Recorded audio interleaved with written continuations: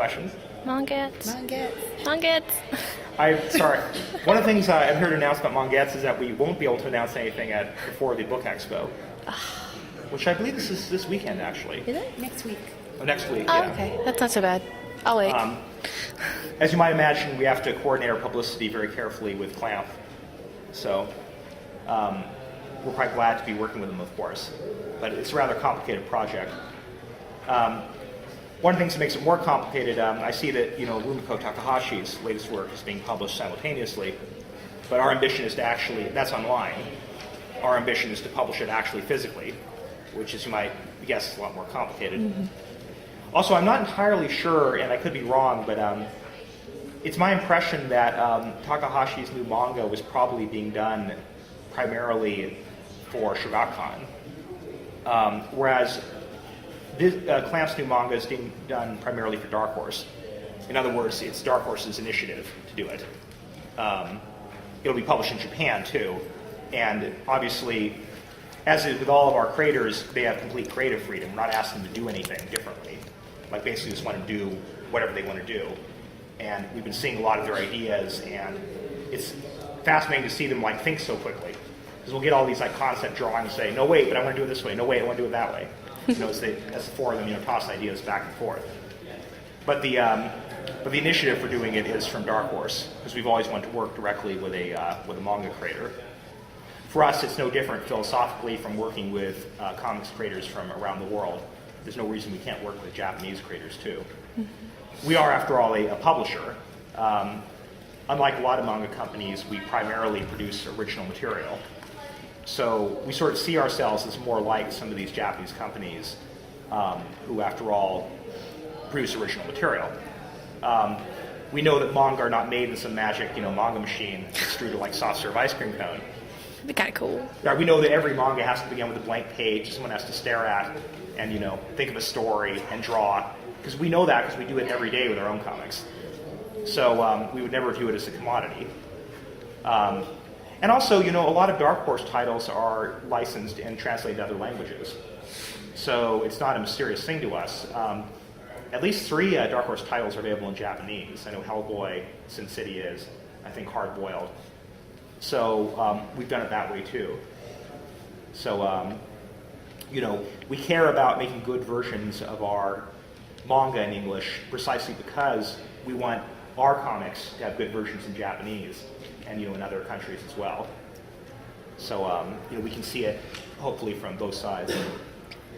Are you acting at all like a Japanese editor where, you sometimes offer advice or suggestions on what, maybe Clamp doesn't have to deal with that anymore in Japan either since they're Clamp, but, have you guys had that role at all? I don't want I feel like going back in history and stepping on a butterfly and changing history. Because I like Clamp fine the way they are. Obviously they're one of the most talented group of creators in the world.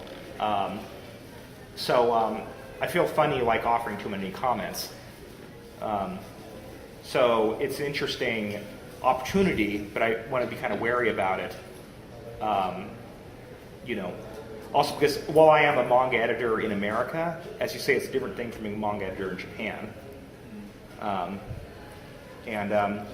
Basically, what we mainly want to offer Clamp is a new perspective.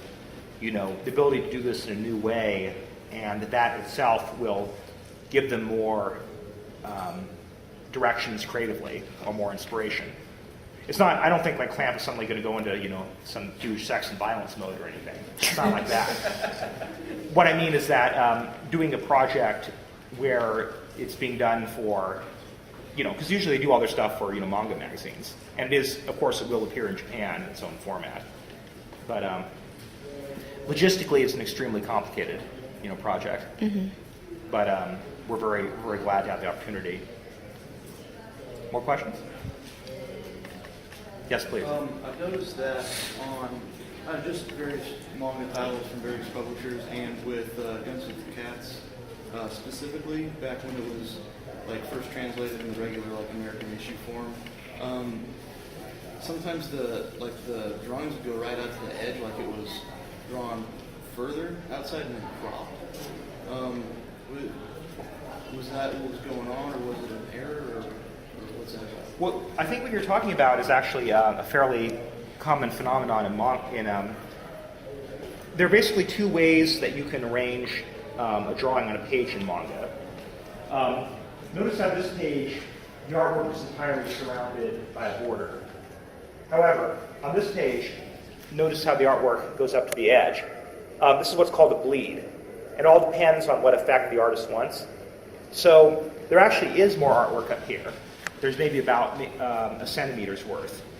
But if you want the effect, if you want to make sure that it's going to be cut off on the page, you have to do extra. So you have to accept the fact that some of it's going to be cut off. So what's up here is probably just more sky. There's no actual, nothing you're really going to miss. So. Because I have seen,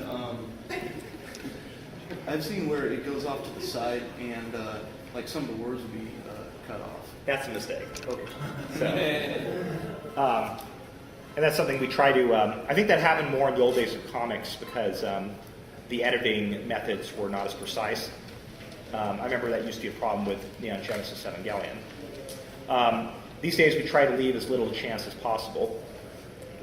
Whenever there's something that's going to be printed, we want to know where is it going to be printed, what factory is at their facility is going to be printed on, what printing machine are they going to use, and who's going to be on the machine that day. We need to know all that stuff. Just like you'd want to know who's going to translate it, who's going to letter it, who's going to edit it. Because in the preliminary stages, when I work on this, we work with Microsoft Word files for the script. We work with Photoshop and Adobe PDF for the lettering. But none of that means anything because it's not going to appear in digital format. It's going to appear in book format. The only thing that really matters is how does it look on here. So this is where the expertise of the guys upstairs come in. They are experts at looking at like a 1200 DPI TIFF file and saying, we're going to need to, it looks great here, but it's not going to look that great on the page unless we adjust it this way. So they calibrate it. And in order to calibrate it, this goes back to here, they have to know what kind of paper stock is it going to be on.